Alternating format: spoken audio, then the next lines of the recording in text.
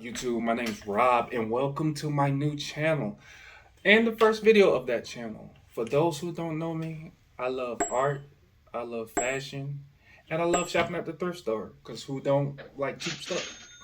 And speaking of thrift store, went to the thrift store recently and found a bunch of jean jackets for $7 or $3 to $7, and I thought, why not paint on it and see how it goes? Produce something cool. I do projects like this really often, so why not try to put on YouTube and make a profit? Everybody else doing it, why not?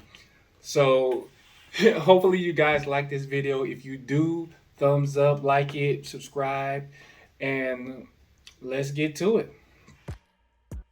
First, I started off by going on Google and finding an image that'll look good on this specific jacket. I put it in Procreate to try to edit it and see how it would look before I started painting, because I don't want to start painting and it look trash.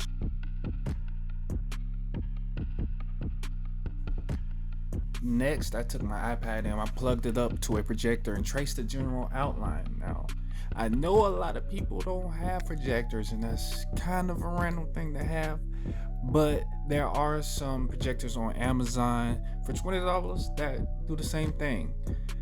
They're pretty terrible for anything else other than that, like watching a movie, but for this task, they're pretty great. So I'll give you a link in the description below for the link to my projector and the projector that's cheaper and it works well.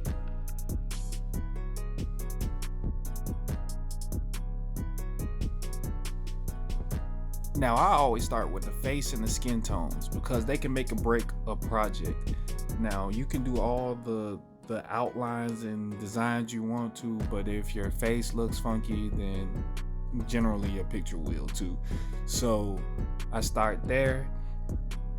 As you can see, I add a white base before I add any light colors because it helps keep those bright colors crispy and brighten them up a little bit, make them look a little bit more vibrant. In this picture, I'm working my way from light to dark. So next, I start doing the darker colors in the dress, making sure that I get all the details right. And I pay extra attention on that middle portion.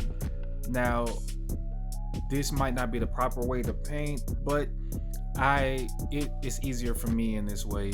I take the blow dryer and then I blow dry it, make sure that the paint's dry, and keep going. Last, I added the blacks, the outlines, and the highlights, and all the rest of the designs that are outside this middle picture. And I spent quite a bit of time working on this section because I wanted it to look as good as possible. So sometimes the details can cover up some of the mistakes that you make. Added a couple patches to add a little bit of flavor.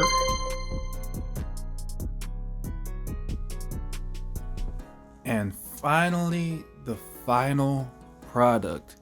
I believe I created fire with this painting. I think that the jacket came out real good.